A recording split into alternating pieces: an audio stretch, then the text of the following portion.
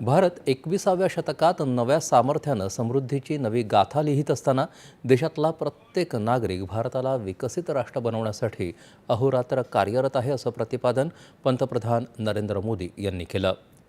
पश्चिम बंगालमधल्या अलीपुरद्वार इथं घेतलेल्या जाहीर सभेला ते संबोधित करत होते।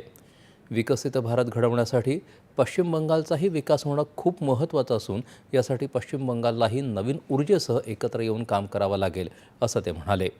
सत्ताधारी पक्षाच्या स्वार्थी राजकारणामुळे आज पश्चिम बंगाल अनेक संकटांनी वेढलेलं असून तृणमूल काँग्रेस विकासात अडथळा आणत आहे असा आरोप पंतप्रधान नरेंद्र मोदी यांनी केला। पश्चिम बंगालमध्ये समाजात हिंसाचार, अराजकता असून महिला असुरक्षित आहेत, तसंच तरुणांमध्ये तीव्र निराशा आणि बेरोजगारीची समस्या आहे।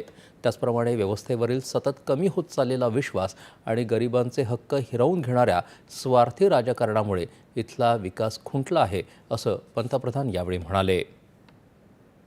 समाज में फैली हिंसा और अराजकता का है।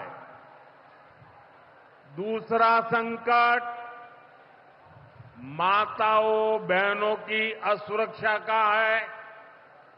उन पर हो रहे जघन्य अपराधों का है।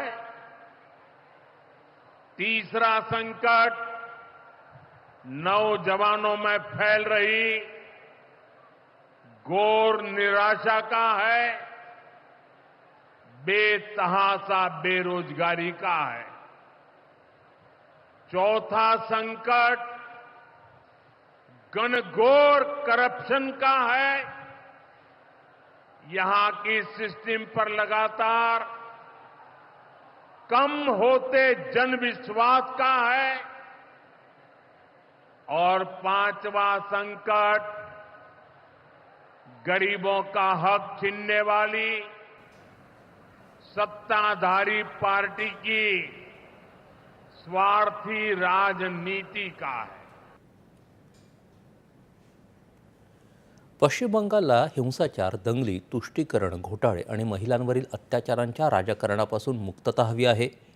भाजपाचं विकास मॉडेल आज पश्चिम बंगालसमोर आहे असं ते म्हणाले।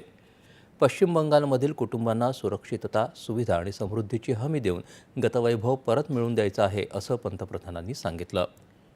दहशतवाद्यांना आपल्या सैन्यानं सिंदूरची शक्ती दाखवून दिली आहे याचा पुनरुच्चारही त्यांनी केला। दहशतवाद आणि नरसंहार ही पाकिस्तानी सैन्याची सर्वात मोठी कौशल्य आहेत असं सांगत पाकिस्तानी सैन्य दहशतवाद्यांची मदत घेत असल्यामुळे जेव्हा थेट युद्ध होतं तेव्हा त्यांचा पराभव निश्चित असतो असं ते म्हणाले। ऑपरेशन सिंदूर अजून संपलेलं नाही असं पंतप्रधानांनी यावेळी सांगितलं।